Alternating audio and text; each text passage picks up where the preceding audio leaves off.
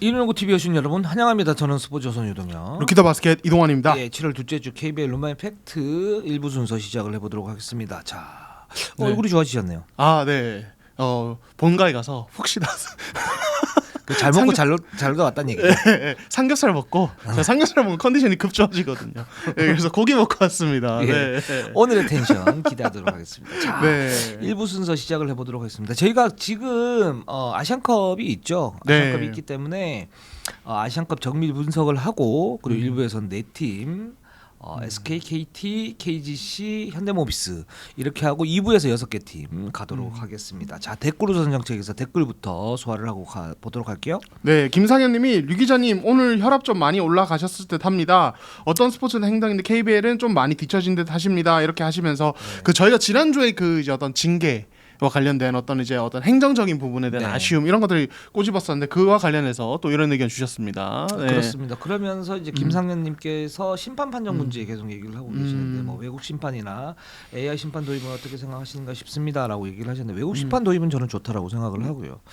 AI 심판 도입은 좀 이제 시기상조가 아닌가라는 생각이 들고 그리고 여성 심판 글쎄 제가 보기엔 시기상조 같았네요 하셨는데 이게 뭐 남녀 차별 이런 문제가 아니고 여성 심판 분들이 뭐 최근에 이렇게 보면 약간 부족한 부분들이 있는 것 같아요. 역량적으로. 네네. 네, 그렇죠. 그래서 그 부분을 갖다 좀 채우시면 좋을 것 같습니다. 네. 그리고 이제 비디오 판독을 이제 늘리는 거 어떤 말씀하셨는데 이게 사실은 되게 딜레마예요. 그러니까 네네. 너무 줄이자니 그러니까 어떤 오심의 어떤 리스크를 커버를 못하는 부분이 있고 네. 아예 너무 줄이자니 그렇다고 너무 늘리면은 또 이게 어떻게 보면 경기 흐름을 방해하는 네. 어떤 이제 이런 쪽으로 갈 수 있거든요. 이게 적정선을 유지해야 되는데 이게 사실은 항상 왔다 갔다 합니다. 그래서 어떤 때는 어떤 시즌은 너무 많았다고 이제 말이 많아서 다음 시에 줄였더니 어떤 비디오 판독의 기회의 어떤 공정성에 대한 어떤 이제 얘기가 현장에서 나오고 이런 부분들이 있어서 이게 좀 딜레마가 아닌가 이런 생각이 들어요. 아 네. 그렇습니다. 아까 저 뭐 여성 심판에 대해서 얘기를 했지만 사실 남성 심판들 같은 경우에도 좀 부족한 부분들이 좀 있어요. 이제 맞아요. 그런 부분이니까 전체적으로 이제 수준을 갖다 높이는 게 일단은 중요하고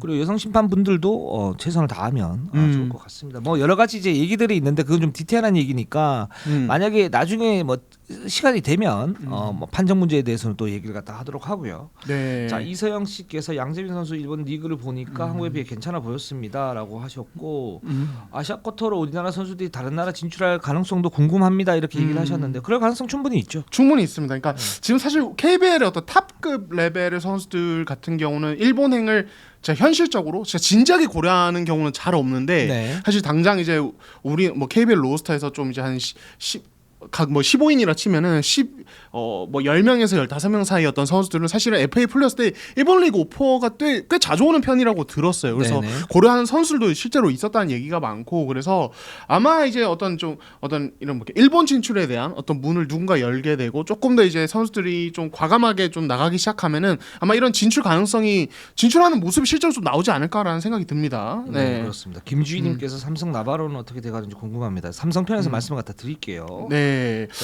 그리고 프레시님이 이관희 선수 팬이지만 문성우 선수보다 높고 최준현 선수를 갔다는 건 올 시즌 정말 잘해주셨으면 하네요. 이게 저희가 지난주에 또 연봉 특집으로 이제 네. 각 팀 어떤 선수들의 구체적인 어떤 연봉을 좀 이야기를 했는데 아마 이제 또 이관희 선수 같은 경우는 FA 첫 해 받은 연봉이 워낙 크기 때문에 또 너무 어떤 대폭 삭감 같은 것도 이제 뭐 구단 입장에서 좀 부담스러운 부분이 있고 이제 유도혁 기자께서 지적했었던 어떤 이제 보장 금액에 대한 부분도 분명히 있을 거고 그런 그렇죠. 부분을 감안을 좀 하셔야 되지 않을까라는 생각이 듭니다. 네, 이관희 선수가 열심히 해서 에이스의 어떤 자격을 입증을 해야죠.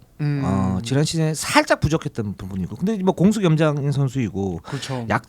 장점이 뚜렷한 만큼 약점도 뚜렷한 그런 선수이기 때문에 이관희 선수 올 시즌 기대를 하겠습니다. 자, 그럼 국가대표 아시안컵 프리뷰를 한번 해보도록 하겠습니다. 자, 설명기염이 출동. 네, 그렇습니다. 이제 7월 12일부터 인도네시아에서 이제 아시아컵이 열리는데 16개 팀이 이제 참가를 하고요. 우리나라 대표팀은 이제 B조에 편성이 되어 있습니다. 대만, 중국, 바레인이고 지난 주 중에 이제 이 추일승 감독님 비롯한 코칭 스태프와 선수단이 모두 출국을 해서 현재 네. 도착을 했는데 자, 저희가 이제 경기 일정이 보면은 12일 화요일이죠. 밤 10시에 중국, 그리고 14일 목요일 오후 5시에 대만, 그리고 16일 토요일 낮 1시에 바레인과 경기가 예정이 되어 있습니다. 그래서 지금 이제 이 어떤 뭐랄까 이 대회의 어떤 시스템을 보면은 각조 1위는 8강에 직행합니다. 네. 그리고 각조 2위와 3위는 이제 한 번 더 경기 서로 그러니까 크로스로 이제 크로스 네. 토너먼트로 경기를 치러서 그 8강에 진출할 4개 팀을 가리는 식으로 가거든요. 그러니까 네. 조 1위를 하면은 그냥 8강 직행. 그렇죠. 그리고 조 2위나 조 3위를 하면은 12강을 치러야 된다. 네. 이렇게 좀 알고 계시면 될 것 같아요. 그렇습니다. 네. 약간 복잡하지만 우리 설명 규범이가 깔끔하게 네. 했습니다. 아, 감사합니다. 네. 또 원석영 기자 또 다른 어떤 매력이 있네요. 네, 그렇습니다. 제가 맨날 이제 원석영 기자를 비교를 하면서 우리 이동환 기자 깎아내렸는데 네. 그 부분 어떻게 생각하십니까? 굉장히 오랜만에 듣는 진짜 기분이 좋습니다. 특히 원상은 기자와 비교를 하면 무조건 이기고 싶네요. 근데 패할 가능성이 높아요. 그렇죠. 그 친구는 약간 센스가 천재과예요. 그렇죠. 순발력이 되게 좋고 감각이 되게 좋아서 저는 그런 거는 이제 못 따라가고 그냥 저는 그냥 부지런히 하겠습니다. 우린 열심히 해야지. 그냥. 열심히 하겠습니다. 그렇습니다. 네. 자, 그러면 일단은 그 우리나라 그러니까 한국의 상황을 갖다 좀 살펴볼게요. 뭐 부상 이슈가 있다라고 그랬는데 좀 뭐 회복이 되고 있는 그런 상태이고 최준영 선수 발목, 허훈 선수 이석증이 살짝 있다 그러고 라그나 선수도 이제 나이 들다 보니까 종아리에 약간 문제가 있다 그러는데 아마 출전은 가능하다라고 생각이 들고 이제 컨디션을 끌어올리는 단계가 아닌가. 근데 가장 중요한 거는 필리핀과의 어떤 평가전에서 봤듯이 수비가 약해요. 맞아요. 왜냐하면 네. 필리핀이 그 멤버로 사실 아시아 농구 월드컵 예선을 갖다 치렀지 않습니까? 그러면서 혼쭐이 났는데, 그렇죠. 그러니까 필리핀의 어떤 그 수준이나 전력 자체가 총력전이 아니었기 때문에 1.5군, 뭐 1.789군 수준이었다. 그런 팀을 상대로 한국이 평가전을 가지면서 승리 갖다 거두긴 했지만 수비에서 문제점이 있었다라는 것은 아시아컵에서 어떤 수준 높은 팀을 갖다 만났을 때 이 부분이 아킬레스건이 될 수 있다. 그래서 꼭 이거는 메우고 가야 되는 그런 문제다라는 생각이 드네요. 예, 당시 평가전 내용은 역시 뭐 추일승 감독님도 인터뷰에서 언급을 하지만 이 트랜지션 수비라든지 네. 그리고 3점 상대 어떤 3점 공세에 대한 로테이션 수비. 그러니까 결국에는 우리가 기동성과 어떤 속도전에서 좀 밀리는 부분이 있었단 말이에요. 근데 네. 이 어떤 필리핀의 이런 스타일이 최근에 국제농구 트렌드에 봤을 때 필리핀만의 색깔이 아니라 거의 전 세계적인 트렌드이기 때문에 이거를 그렇죠. 필리핀이니까 특수한 어떤 게임이니까 그럴 수도 있지. 그 얘들은 빠른 농구를 하니까 이렇게 생각하면 안 된단 말이에요. 맞아요. 예, 그래서 그 이후에 평가전 이후에 준비 기간 동안 아마도 이제 대표팀이 그런 부분에 어떤 고민과 준비를 좀 많이 하지 않았을까라는 기대를 가져보려고 합니다. 그렇습니다. 네. 이동환 기자 좋은 얘기를 해주셨는데 예전에 한국의 원로들 제가 계속 원로들 비판을 하는 건 뭐냐면 시대에 뒤떨어지고 공부를 안 하는데 그게 맞다라고 주장을 해요. 그게 어떤 부분이냐면 지금 그 현대농구는 표준화되고 있어요. 맞아요. 뭐 어떤 네. 프랑스만의 농구, 뭐 미국만의 농구 이런 게 아니라 기본적으로 가장 극효율이었던 농구를 갖다가 선택을 하면서 이런 농구를 펼쳐야 가장 효율적이기 때문에 이 어떤 그 특별한 기준이 있으면 거기에 다 맞춰가고 있다. 표준화되고 있거든요. 그러니까 한국만의 농구는 이제는 거의 없어요. 필리핀만의 농구는 거의 없어요. 지금 농구는 뭐냐면 외곽에 찬스 하나 하면 던지고 트랜지션 게임을 빨리 하고 2대 공격을 하고 거기에 따른 옵션을 마련을 하고 그러면서 세트 오펜스에서는 모션 오펜스를 하는데 거기에 국지적인 어떤 요소들을 갖다가 하고 에이스를 위주로 해서 효율적인 공격을 하고 그 수비는 굉장히 강한 활동력을 통해 가지고 상대 수비를 막고 몸싸움을 치열하게 하고 이런 어떤 표준화가 돼 있는 그런 지금 농구이기 때문에 이게 뭐 필리핀만의 문제다 이렇게 볼 수는 없는 거고 뭐 한국만의 특성을 살려야 돼 이거는 솔직히 말하면 저 옛날에 5년 전에 이렇게 얘기했어요. 개소리 하지 마라. 그렇죠. 저 이렇게 얘기를 했을 거예요. 물론 그거는 좀 뭐랄까 지금 상황에 맞지 않은 얘기고 한국도 그런 어떤 표준화된 그런 시스템을 따라가면서 그 수준을 높여야 되는 이제 그런 과제들이 있는 거죠. 거기에서 수비는 너무 좀 약하다. 저는 이런 판단이 좀 듭니다. 네, 좋습니다.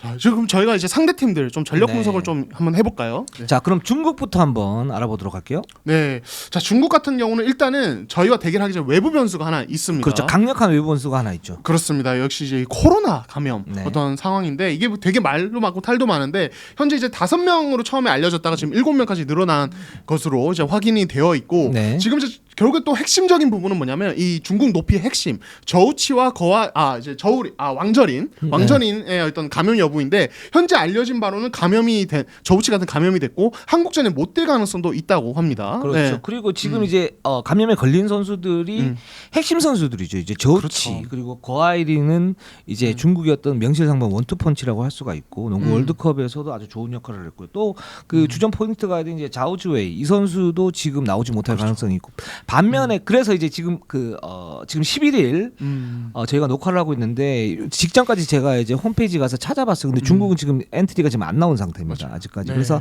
한 10명 정도는 돼 있고 지금 두 자리가 비었는데 이 두 자리가 아마 저우치와 고아이룬이 회복을 해서 아마 뛰게 할 그 자리로 갖다 놔두지 않느냐 좀 이렇게 지금 얘기가 나오고 있는데 한국전은 결정할 가능성도 있어요. 그러니까 가능성이 좀 더 높다라고 할 수가 있겠죠. 그렇죠. 그래서 지금 그분이 변수이긴 한데 근데 뭐 아마 8강이나 4강 이렇게 가면 나올 가능성이 높으니까 정상적으로 좀 살펴보면 일단 저우치 같은 경우에 좀 어떻게 보셨습니까? 저씨 같은 경우는 이제 이 선수가 2m 한 12cm 정도였던 장신 자원인데 네. 사실 되게 좀 스키니한 몸을 가지고 있죠. 그렇죠. 그렇지만은 기본적인 높이만으로 우리에게 사실 상당히 부담이 되는 선수예요. 그리고 이제 사실 최근에 어떤 중국 농구의 어떤 색깔을 보면은 그러니까 이 저우치에게 뭐 예를 들어서 1대1만 맡긴다든지 이런 식으로 가지 않고 1대1 해보고 상대가 어떤 더블팀의 어떤 견제가 깊을 때는 저우치를 스크린으로 하는 어떤 2대2 빈도 양쪽 윙 쪽에서 어떤 2대2 빈도도 되게 높고요. 그리고 저우치 같은 경우는 어쨌든 스키니하기 때문에 어떤 스크린 이후에 어떤 슬립 동작 통해서 뒷공간을 침투를 하는 시기라든지 그리고 저우치가 기동성도 좋아요. 그래서 이제 트레이저 상황에서 뒤로 트레일러로 따라오다가 어떤 다른 선수가 올려놓은 걸 세컨 찬스로 어떤 받아먹는 득점 이런 것도 사실 우리 되게 위협이 될 수 있어요. 우리가 뭐 라거나 선수가 있기 때문에 그래서 뭐 힘싸움에서 밀릴 일은 사실은 그렇게 걱정은 되지는 않지만은 순수 어떤 높이에서 저우치가 워낙 위협적이기 때문에 우리가 이런 부분은 좀 고민이 되지 않을까라는 생각이 들긴 합니다. 네.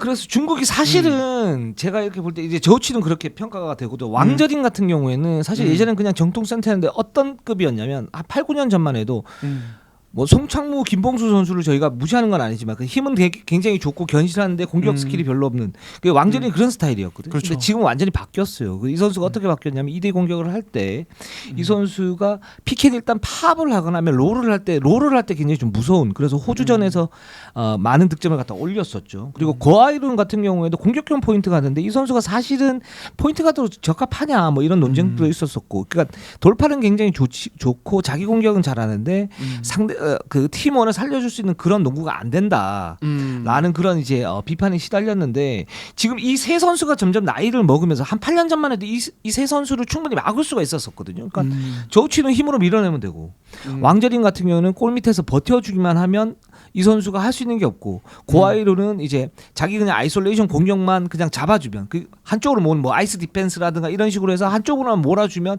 중국 전체의 어떤 그 공격의 동맥경화 현상이 생기는 그런 모습이었는데 지금 좀 달라졌어요. 그러니까 이 선수들을 발전을 한 거죠. 저우치 같은 경우에는 몸싸움을 어느 정도 견디면서 자기가 1대1 포스트업이나 또는 공격 리바운드 들어오면서 이제 풋백 득점하는 그런 부분이 좋고 BQ가 굉장히 좋단 그렇죠. 말이죠. 그래서 네. 호주전 같은 경우에도 2대2 그 기습적인 더블팀이 들어왔을 때 상대에게 내주는 패스가 굉장히 좋았었고 왕저린 같은 경우 아까 말씀드렸듯이 이제 2대 공격의 어떤 옵션을 갖다 추가를 하면서 굉장히 좋아진 그런 부분. 그리고 고아이룬 같은 경우에도 이제 베테랑으로 어떤 자기 그 공격력은 살아있는데 예전과 같은 어떤 독불장군식 그런 플레이는 하지 않는단 말이에요. 여기 이제 자오주웨이라는 또 포인트 가드가 있으니까 그런 식으로 중국은 했었고 근데 자오주웨이는 못 나갈 가능성이 높지만 고아이는 무섭다 이렇게 좀 볼 수가 있고요.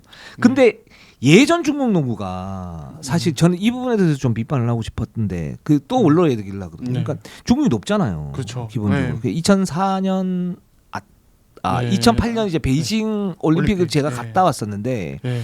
그때 중국 농구 같은 경우에는 야오밍이 있었죠. 그렇죠. 그러면서 주전들의 전체적인 평균 키가 그 참가국 중에 1위였어요. 2m 3가 그랬어요. 그러니까 슈터도 2m가 넘었었고 지금 중국 대표팀 감독인 두펑 감독이 아마 이때 참가했던 걸로 저는 기억을 해요. 이 두펑 감독도 장신 슈터 중에 한 명이었었고 그랬는데 근데 조직력이 완전히 무너지면서 농구를 제대로 못했단 말이죠. 그 야오밍이 이제 떨어지고 난 다음에 지금 저우치라든가 왕저린 이런 선수들이 세대 교체가 됐었는데 그러면서 농구를 솔직히 말하면 잘 못했어요. 그러니까 농구 순수하게만 보면 근데 한국이 그걸 왜 졌느냐? 이 장신숲에서 스위치 디펜스를 했을 때 한국이 대비할 수 있는 그런 준비가 없었기 때문에. 즉 한국의 조직력이 떨어졌기 때문이거든요. 근데 한국이 좀 더 앞섰을 때는 언제냐면 인천 아시안 게임 우승을 하고 그 다음에 그 창샤 아시안컵 갔을 때 그때는 한국의 경기력이 중국보다는 좀 더 높았는데 당시는 어떤 지도력의 문제라든가 또는 어떤 그 작전 타이밍의 문제라든가 선수를 기용하는 문제 등이 있었어요. 그래서 뭐 중국의 벽을 넘지 못했지만 저는 그렇게 두렵지는 않다라고 봤거든요. 중국은 오히려 이란이나 뭐 이란 같은 팀들이 굉장히 좀 두려웠었고 그랬었는데 근데 지금은 좀 달라진 게 뭐냐면 지금 두폰 감독이 데리고 오면서 로테이션을 엄청나게 많이 합니다. 그리고 이 여전히 좀 크죠. 여전히 네, 크죠. 큰 선수들인데 여기에서 로테이션하면서 스위치 디펜스를 하고 수비에 치중을 굉장히 많이 해요. 이게 굉장히 무서워요. 예. 그러니까 그 수비가 굉장히 좋고 활동력이 굉장히 좋다 보니까 호주하고 경기에서도 이렇게 보면 이제 우리 뭐 기사에서는 호주에게 대패 4쿼터 뭐 승부처에서 완전히 대패했다 그랬는데 3쿼터까지 경기만 딱 보면 굉장히 인상적입니다. 그러니까 호주가 굉장히 거친 팀인데 중국이 거기서 밀려나지를 않아요. 오히려 리드를 잡고 착실하게 반격하는 모습들이 있고 4점 차, 6점 차까지 앞서는 모습들까지 있거든요. 이런 걸 보면 지금 중국이 뭐 저우치나 거아이룬이 이제 만약에 못 나온다 하더라도 이런 그 특유의 로테이션 그리고 활동력 그 수비 조직력을 어느 정도 갖추고 올라온 상태이기 때문에 한국이 방심하다가는 깨질 가능성이 굉장히 높다. 네. 뭐 냉정해 보면 이렇게 생각이 들어요. 네. 그러니까 이제 저도 수비적인 부분이 되게 좀 인상적이었는데 말씀하신 뭐 호주전이나 다른 경기를 보면은 이 팀이 특히 수비적인 기습적인 어떤 압박 같은 걸 되게 즐겼어요. 그렇죠. 그러니까 그 상황들이 있어요. 분명히 약속된 상황들이 있는데 맞아요. 예를 들어 상대가 하프라인 넘어왔을 때 이게 기회다 싶으면은 갑자기 기습적으로 압박을 강하게 하면서 스틸을 시도한다든지 이런 식의 어떤 수비를 쓰기도 하고 이런 건 사실은 약속이 제대로 되어 있고 조직력이 안 갖춰져 있으면 절대 못하는 부분이거든요. 그렇죠. 그리고 어떤 이제 스위치 상황에서 어떤 그러니까 뭐 2대2 수비를 할 때 어떤 스위치를 돌면서 로테이션을 굉장히 좀 적극적으로 그래서 장신 자원들도 적극적으로 밖으로 나가주는 로테이션도 되게 좋아서 그러니까 이 팀의 높이가 사실 그러니까 사실 이렇게 높이가 좋은 팀들은 말씀하신 대로 어떤 스위치 수비를 그냥 자연스럽게 하면서 수비를 뭐 안정적으로 가져가는 부분도 있지만 이렇게 강하게 로테이션을 했을 경우에 사실은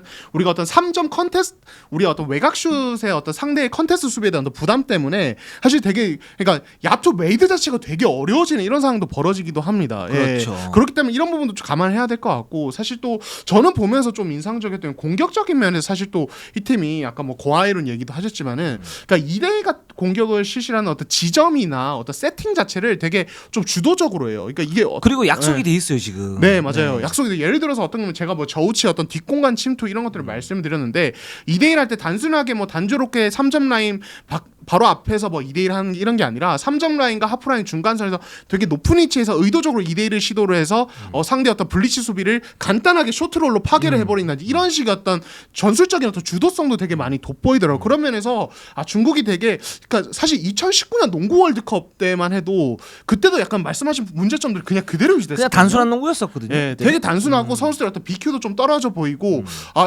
저 사실 피지컬적인 부분만 아니면 우리가 이 팀을 무서워할 이유는 없겠다는 그렇죠. 생각이 저도 보면서 많이 들었었는데 최근 호주라든지 월드컵 최종 예선의 중국은 되게 단단해지고 조직적인 준비가 잘 되어 있는 팀이구나라는 생각이 좀 절로들게 하는 그런 모습이긴 했습니다. 네. 그렇습니다. 그래서 중국이 지금 많이 무서워졌다. 그리고 두폰 감독이 들어오면서 사실 이제 외국인 감독을 많이 썼었는데 그때 굉장히 단순한 농구를 했었거든요. 근데 그렇죠. 두폰 감독이 들어오면서 이제 그 NBA로 치면 지금 골든 스테이트였던 팀 칼라, 그러니까 굉장히 끈적한 그 수비, 보스턴 셀틱스 같은 그런 이제 농구화로 가고 있다. 원래는 이제 뭐 브루클린 네츠라든가 이런 그 수비가 조금 약한 팀들의 어떤 그런 그 개인 능력만 가지고 있는 팀의 컬러였다가 이제는 완전 좀 끈끈한 모습으로 가고 있기 때문에 이번 아시안컵에서 중국의 어떤 농구를 보면 굉장히 좀 끈끈하지 않을까라는 생각이 들고 저도 이제 뭐 어떤 부분이 보였냐면 2대 수비를 할 때 습관적으로 해진백을 하는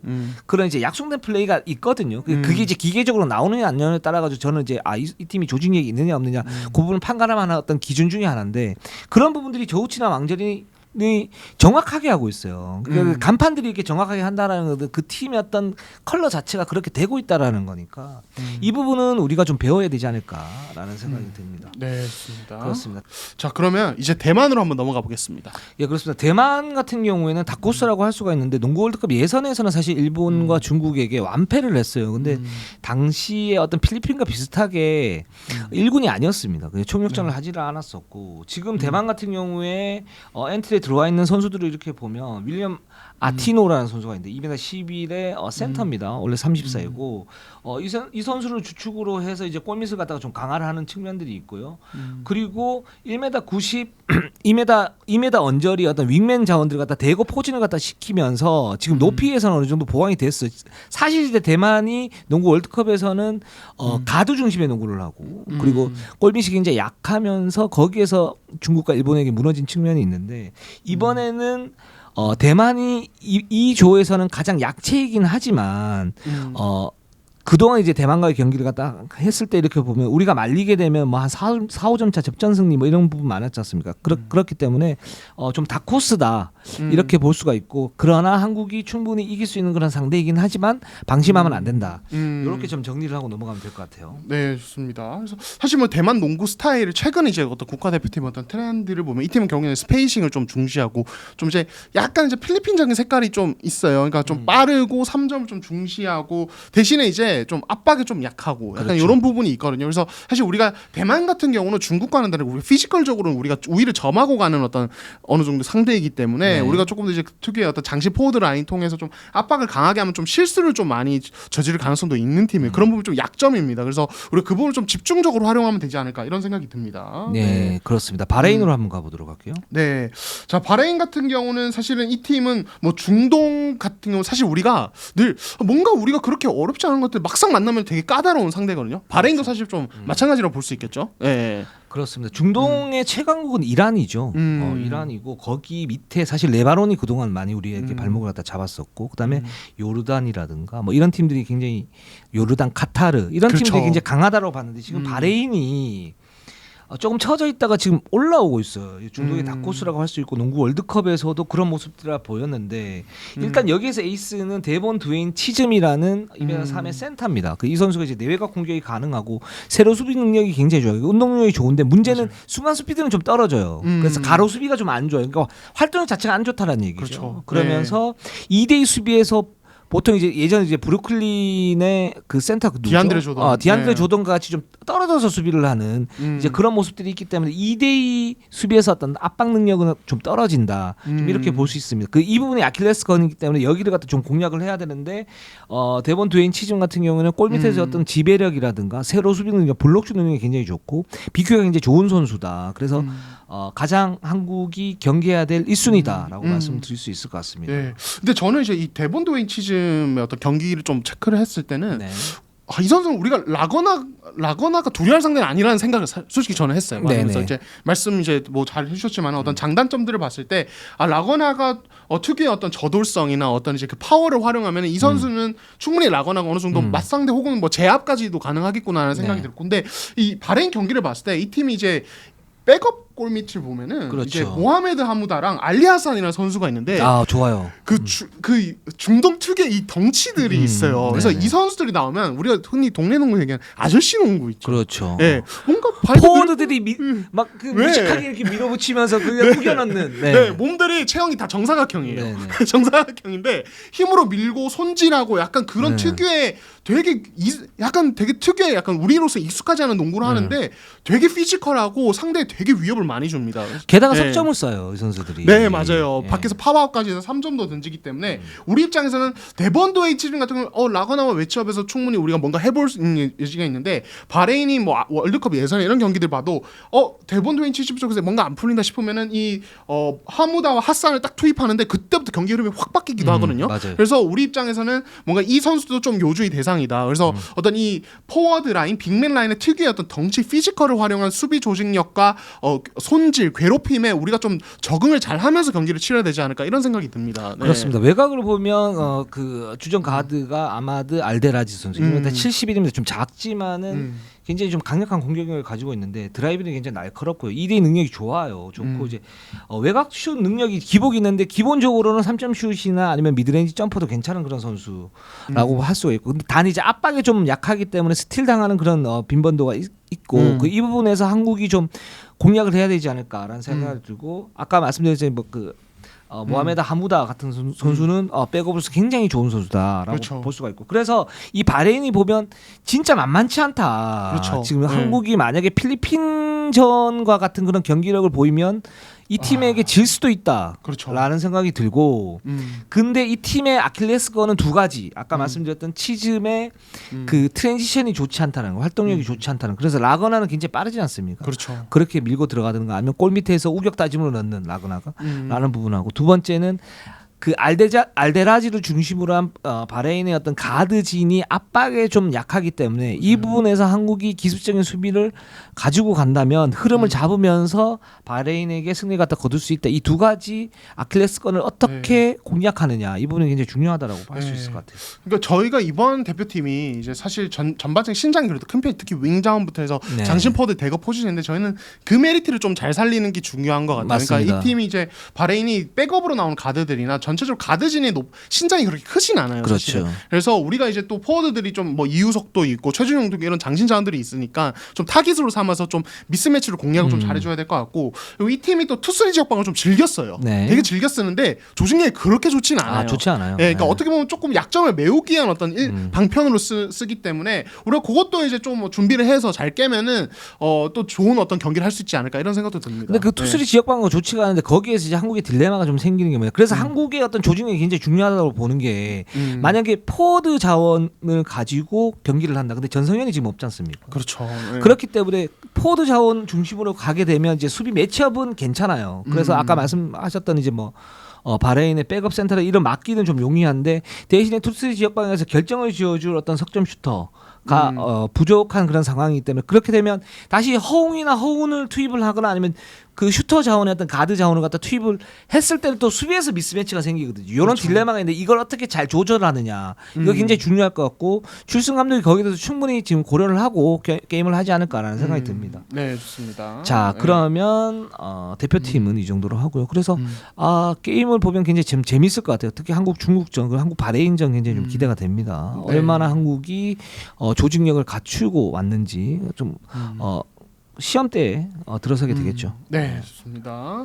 자, 그럼 이제 저희 KBL 팀 루머 이펙트로 한번 가보도록 하겠습니다. 그렇습니다. 네. SK로 한번 가보도록 하겠습니다. 자, 일단 SK 같은 경우는 현재 이제 7월 6일부터 젊은 선수 중심으로 이제 스킬 트레이닝을 진행을 하고 있는데 이 SK 같은 경우 사실 뭐 디펜딩 챔피언이지만 동시에 이 어떤 젊은 자원들의 성장도 되게 중요한 팀이지 않습니까? 그렇죠. 그래서 또 전희철 감독님이 또 어떤 특유의 어떤 찐한 멘트를 남기셨습니다. 네, 그래서 멘트를 보면은 나는 팀을 이기게 만드는 사람이지 선수 한 명 살려주려고 팀을 망가뜨릴 수는 없다. 이거 굉장히 또 이제 세진 발언이죠. 그렇기 때문에 기회를 얻기 위한 노력은 선수 본인의 것이다. 옥석 가리기는 하지만 모든 선수가 옥석일 수는 없다. 굉장히 어떤 젊은 선수들이 어떤 이제 머리를 탁 치는 약간 이런 멘트인 것 같습니다. 네, 그렇습니다. 그래요. 굉장히 흡족해 하시네요. 아니 그렇게 하는 게 아니고 네. 우리가 전희철 감독 초보 감독이라고 그러지 않습니까? 네, 네. 이런 말을 하는 거 보면 초보 감독 같지는 않아요. 네, 그렇죠. 그런 생각이 네. 들고 맞는 말인데 네. 맞는 말입니다. 맞는 말이고. 네. 근데 제가 이제 웃었던 건 뭐냐면 전희철 감독이 우리가 지난번에 뭐 전력 평가를 할 때 SK가 전희철 감독이 그랬죠. 안영준이 없기 때문에 우리가 다음 시즌을 고전할 수 있다. 이렇게 그렇죠. 얘기를 했죠. 6강이 목표다. 그래서 네. 제가 어떻게 초보 감독이 이제 벌써부터 그런 이제 기술을 쓸 수 있냐? 그건 아니다라고 네. 말씀을 드렸지 않습니까? 네. 가만히 있지 않을 것이다. 네. 이게 가만히 있지 않는 거예요. 제가 볼 때 안영준 공백 메우기 위해서 이런 선수들 스킬 트레이닝하고 여기에서 옥석 가리기 하는 거거든요. 그렇죠. 네. 이게 목적 아닙니까? 그렇습니다. 네, 결국에는 안영준 같은 어떤 장신 포워드 어떤 장기적인 어떤 대체 방안을 지금 찾는 과정에 있다고 네. 볼 수 있을 것 같고 역시 이제 SK에서 그러면 이제 젊은 자원 누가 있느냐? 역시 이제 가장 저희가 또 생각이 떠오르는 선수들 선상혁, 김영빈 이런 선수들인데 현재 이제 이 두 선수에 대해서 아직 평가는 조금 이제 냉정합니다. 그래서 이제 사실 선상혁 같은 경우는 저희가 지난해 이제 드래프트 어떤 이제 평가를 할 때도 이 선수의 어떤 무릎 상태나 몸 상태가 조금 이슈다라는 얘기를 했는데 일단 현재로서도 아직은 조금 더 몸을 좀 끌어올리고 무릎이 사실은 또 이제 어떤 KBL 어떤 정규 리그나 이런 것들 꾸준히 소화하기 위해서 충분히 건강한 상태로 계속 몸을 만들어야 되는 부분. 그러니까 전시 감독님 그런 얘기를 하시죠. 무릎 주변의 어떤 근육 같은 걸 더 계속 더 단련해서 무릎 쪽을 되게 안정화해야 된다. 그게 사실은 어떤 중요하다라고 말씀을 이제 예전부터 좀 많이 하셨었거든요. 그래서 그게 과제인 것 같고 김영민 같은 경우는 사실 좀 아쉬운 선수죠. 이 선수가 이제 드래프트된 지 벌써 3년이 지났는데 사실 당시만 해도 장신에 빠르게 어떤 수술을 받으면서 몸도 새로 만들고 이러면서 뭔가 기대를 모았는데 지금 사실 별로 이제 보여준 것이 아직도 없는 이런 상태가 아닌가 싶습니다. 네. 일단 이 팀이 지금 안영준의 어떤 공백을 메우기 위해서 가장 중심을 잡고 있는 선수는 가장 가까이 있는 선수는 장문호예요. 그렇죠. 네. 그 지난 시즌 부상 있고 이제 다시 또 올라오는데 근데 이제 장문호도 어떻게 보면 이제 안영준의 공백을 다 메울 수 없죠. 그 메운다는 보장도 없는 거고. 그렇죠. 근데 괜찮은 선수이고 지금 올 시즌 벼르고 있다라는 부분하고. 근데 여기에서 지금 SK의 그 신인 드래프트의 특징 중에 하나는 뭐냐면 길고 윙스팬이 긴 선수. 길고 긴 선수. 그래서 이제 선택된 선수들이 김영빈, 이면택 그리고 선상혁 뭐 정통 센터가 좀 다르긴 하지만 근데 선상혁이 이제 중대 시절에 부상이 많았지 않습니까? 그렇죠. 그러면서 선상혁이 원래는 기량이나 이런 측면을 또 외곽슛 능력도 있으니까 이 선수가 좀 더 높은 순번에 뽑혀야 되는데 부상 이슈 때문에 이렇게 됐다. 근데 SK가 뽑았다 이렇게 됐잖아요. 그 부상의 원인이 뭐냐? 이렇게 봤을 때 SK 내부적으로 파악을 했을 때는 왼쪽하고 오른쪽하고 밸런스가 극히 불균형하다. 그래서 6개월 동안 지금 밸런스 운동만 한 상태고 이 밸런스를 어느 정도 잡은 상태라고 할 수 있고 그래서 SK는 은근히 다음 시즌에 선상역의 출전 기회가 더 늘리면서 굉장히 기대를 많이 하고 있는 그런 상태다라고 하고 물론 이제 뭐 리그컵을 보고 선상이 어떤 그 발전이 일어나 봐야겠지만 주목할 만한 선수이긴 하다. 그래서 내심 신인왕까지 목표로 삼는 거 아니냐. 뭐 이런 얘기들이 내부적으로 있고요. 그러니까 김영빈이나 이면택 같은 경우는 길고 긴 선수이긴 한데 말씀하셨던 것처럼 김영빈은 아직까지는 조금 2% 부족하다. 뭐 잠재력은 분명히 있지만 여기에서 특별한 어떤 게 없는 한은 다음 시즌에도 로테이션을 둘 수 있을까? 그렇죠. 그러니까 비시즌 때 무슨 노력을 해야 되는 거죠. 이면택도 마찬가지고. 그렇죠. 지금 이런 그런 상태라고 할 수 있을 것 같아요. 네. 그러니까 이 선수들이 자연스럽게 좀 경기력이 올라와주고 로테이션에 들어가주기 시작하면은 사실 SK는 걱정이 진짜 없는 팀이 될 수 있거든요. 네. 네, 굉장히 또 어리고 말씀하신 대로 어떤 피지컬적인 부분 재능을 어느 정도 가지고 있는 선수들이기 때문에 네. 이 부분은 이제 SK가 비시즌을 어떻게 만들어가지. 그래서 이 선수들 중에 뭐 한 명이라도 한 5분에서 10분 정도 로테이션 들어갈 수 있는 멤버가 되면 사실은 굉장히 든든해질 겁니다. 한번 지켜보도록 그렇습니다. 하죠. 네. 그렇게 되고 자 KT로 한번 가보도록 할게요. 자 KT 같은 경우는 사실은 또 이제 가드진의 어떤 영입이 있지 않았습니까? 지난 시즌에 이제 정성훈 선수 영입해서 대박을 쳤는데 네. 이번에 또 이제 SK에서 우승을 이끌었던 어떤 멤버 중 한 명인 이현석을 영입을 했습니다. 네. 그렇습니다. 지금 KT가 가드 한 자리가 비어요. 그리고 지난 시즌 사실 KT가 플레이오프 때 좀 힘을 못 썼던 건 뭐냐면 허운 정성우의 어떤 더블 가드인데 이 더블 가드를 쓰다가 보니까 무슨 문제가 생겼냐면 상대는 그 윙 자원들을 많이 사용을 하면서 미스매치를 적극 유발을 하는데 그 KT가 거기에 이제 대응하기가 쉽지가 않았다 그런 딜레마가 생겼다라는 부분이죠. 그렇기 때문에 지금 허운 선수는 없는 거고 그렇게 되면 KT가 정성우를 쓰고 박지원을 쓰게 되면 박지원은 어떤 사이즈가 있는 그런 상태고 정성우는 사이즈에서 어떤 약점들이 있지 않습니까? 하지만 나머지 부분은 굉장히 좋기 때문에 이 두 선수 외에 또 어떤 선수들을 가지고 로테이션 돌릴 것인가라고 봤을 때는 이현석이 기본적으로는 적격인 그런 카드라고 할 수 있고 그래서 KT가 영입을 한 거죠. 네, 그렇습니다. 사실 SK 지난 시즌 가드진 김선영 제외한 어떤 가드진 자원들을 보면은 그러니까 경우 오재현, 최원혁, 이현석이 어떤 로테이션 어떤 이고 그다음에 이제 상황에 따라서 전희철 감독 적재적소에 좀 경쟁을 시키는 이런 부분이 있었어요. 네. 근데 원래는 이제 최원혁, 오재현이 앞서 나가다가 시즌 후반기로 갈수록 이현석이 좀 더 치고 나가면서 결국에는 나중에는 더 많이 중용이 되는 이런 상황까지 갔는데 핵심은 결국에는 또 공격적인 측면을 가지고 있다는 거거든요. 그렇죠. 네. 그러니까 오재현이나 최원혁 두 선수는 사실 석점슛에서는 문제가 좀 있지 않습니까? 외곽슛이 좀 문제가 있고. 근데 이현석은 기본적으로 슈터예요. 그렇죠. 슈터인데 수비가 그러면 오재현이나 최원혁보다 떨어지느냐? 조금 떨어질 수는 있겠죠. 왜냐면 오재현이나 최원혁은 거의 뭐 이거 탑급 수비수니까. 근데 수비도 팀 수비라든가 어떤 팀 플레이한 이제 수비력 같은 경우는 만만치 않고 오히려 더 공수의 어떤 밸런스를 맞추는데 그 어떤 카드가 되는 그런 역할을 했다라고 전시현 감독 그렇게 얘기를 했거든요. 그러니까 이현석 선수가 공수 겸장이다 이렇게 볼 수가 있고 이 선수가 1m 90입니다. 그러니까 박지원 선수하고 이렇게 섰을 때는 기본적으로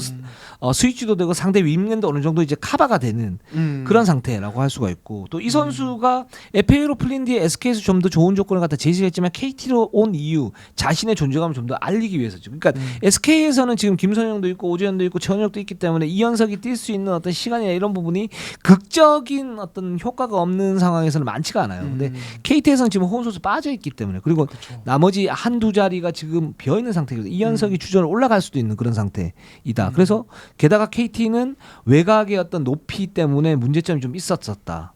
그렇게 본다면 이현석이 어떻게 하느냐에 따라서 KT가 좀 달라질 수 있겠다라는 생각이 듭니다. 네. 그러니까 기본적으로 이제 뭐 말씀하신 수비가 어느 정도 되는 선수이기 때문에 그러니까 KT가 이제 박지원, 정성호, 이현석을 같이 이제 로테이션 돌렸을 경우에 앞선에서 수비 구멍이 거의 뭐 나오지 않는 이런 상황이 나올 수 있죠. 뭐 박지원 같은 건 조금 더 수비적인 노련함을 키워야겠지만 그렇게 됐을 때 전체적으로 이 선수의 역할은 그러니까 뭔가 뭐 공격에서 엄청난 역할을 이런 거보다는 어떤 안정적으로 어떤 가드진과 윙 쪽을 오가면서 로테이션 멤버가 되어주고 어떤 공격 핵심은 또 이제 뭐 양홍석이나 이런 선수를 가져가주는 이런 쪽으로 보시면 될 것 같습니다. 그렇습니다. 네. 그래서 KT 지금 이현석 선수가 키플레이어 중에 한 명으로 지금 딱 오고 있다라는 부분 하고요. 그다음에 KGC로 한번 가보도록 할게요. 자, KGC 같은 경우는 현재 이제 역시 이 FA로 나가 전성현의 어떤 공백을 메우는 어떤 작업이 가장 중요하지 않겠습니까? 네. 그렇습니다. KGC가 녹화일은 오늘 11일부터 지금 이제 팀 소집을 합니다. 소집을 하고 김상식 감독 있고 이제 조성민 코치, 그다음에 최성태 코치가 이렇게 있는데 그 코칭 스태프가 완전히 바뀌었죠. 그리고 전성현 선수가 없는데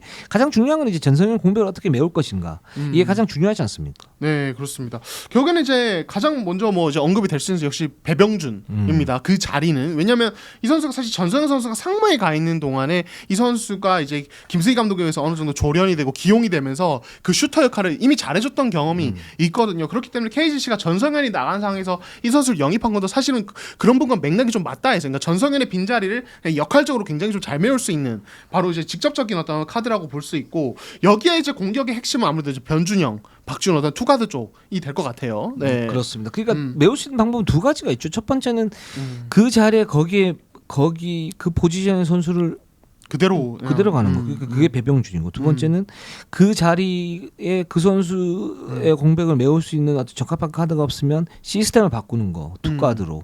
이렇게 됐을 때는 변준영과 박지훈 투입하는 것. 근데 전성현의 공백을 완전히 메울 수 없으니까 이 두 가지 옵션을 다채롭게 쓰면서 공백을 최소화하겠다. 이게 일단 첫 번째 보관이고요. 그렇죠. 그러니까 두 번째는 지금 아시아 쿼터 제가 있습니다. 네, 그렇습니다. 지금 아시아 쿼터에 사실 뭐 KGC가 사실 좀 굉장히 좀 유보적인 입장이었다가 네. 그 필리핀과 어떤 평가전을 보고 조금 더 이제 긍정적으로 바뀌기 시작했다 어떤 이야기가 뭐 이제 저희가 방송을 통해서 전해드리긴 했지만 현재 이제 좀 특히 이 전성현의 자리를 메우기 위한 어떤 슈터장으로 좀 물색 중이라고 합니다. 네. 그렇습니다. 슈터 지금 두 명은 물색 중인데 이 선수들이 지금 다 대학에서 이제 계약이 된 그런 선수이고 대학 리그가 12월 정도에 이제 종료가 된대요. 네. 종료가 되면 이 대학 리그 종료 이후에 들어올 수 있으니까 빨라야 뭐 12월 정도에 합류가 가능하다.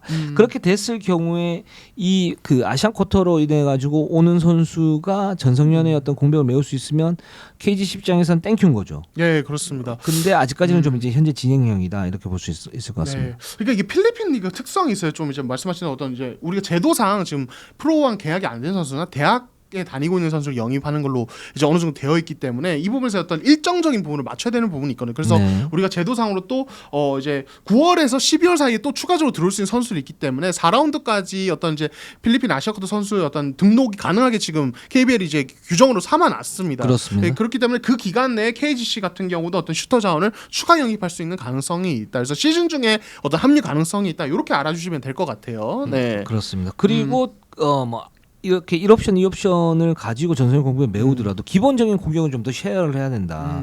이제 그 부분이 특히 이제 외곽 슛 문제가 있지 않습니까? 그렇죠. 그걸 이제 변준영과 스펠맨이 좀 나눠서 공격 비중을 좀 확대시키는 방향으로 지금 가려고 하고 있습니다. 이게 사실은 이번 KGC의 골자이고 전성현 공백을 메우는 게 이제 KGC 성적의 키포인트 중에 하나이기 때문에 네. 이런 작업들이 어떻게 순조롭게 가느냐에 따라서 KGC의 다음 시즌 성적이 결판이 나지 않을까라는 생각이 듭니다. 네, 좋습니다. 다음 이제 현대모비스 한번 가보도록 하겠습니다. 현대모비스가 사실 뭐 그 전부터 이미 알려졌었지만 론제이 아바리엔토스 네. 이 선수 영입을 확정을 지었습니다. 1999년생에 118cm 가드고요. 공격적인 가드. 저희가 뭐 이제 네. 필리핀과의 평가전에서 많은 분들이 이 선수의 어떤 슈팅이 굉장히 얼마나 위협적인지 특히 두 번째 경기에서 많이 확인하셨는데 좀 네. 뭐 이제 기대를 모을 수 있겠죠. 네. 그렇습니다. 현대모비스가 필리핀 아시아쿼터 이제 아바리안토스 했는데 이 선수가 키는 좀 작아요. 1m 78인데 공격에서 어떤 폭발력이 있어요. 이게 사실 현대모비스에서는 보지 못한 어떤 선수의 유형이라고 그렇죠. 할 네. 수 있죠. 네, 그렇습니다. 그래서 이제 조동현 감독께 여쭤보니까 굉장히 좀 기대하는 부분이 있으시더라고요. 이제 어떤 얘기를 하셨냐면 국내 가들이 배울 게 많아요. 특히 뭐 2대2 할 때 어떤 패스 타이밍이라든지 스크린을 타는 법 그리고 그런 거죠. 그러니까 볼을 잡은 이후에 상대 클로저 수비로 이제 로테이션으로 딱 달려나왔을 때 그거를 첫 드립을 치면서 탁 이제 뚫어버리는 어떤 동작들 이런 것들을 이제 우리가 보면서 배울 게 많을 거다 어린 그렇죠. 선수들이. 그러니까 사실 필리핀 선수들이 그러니까 리듬이 좀 달라요 국내 선수들과 이런 맞아요. 동작들이. 예, 그래서 한국에서 한국의 어떤 시스템적인 어떤 농구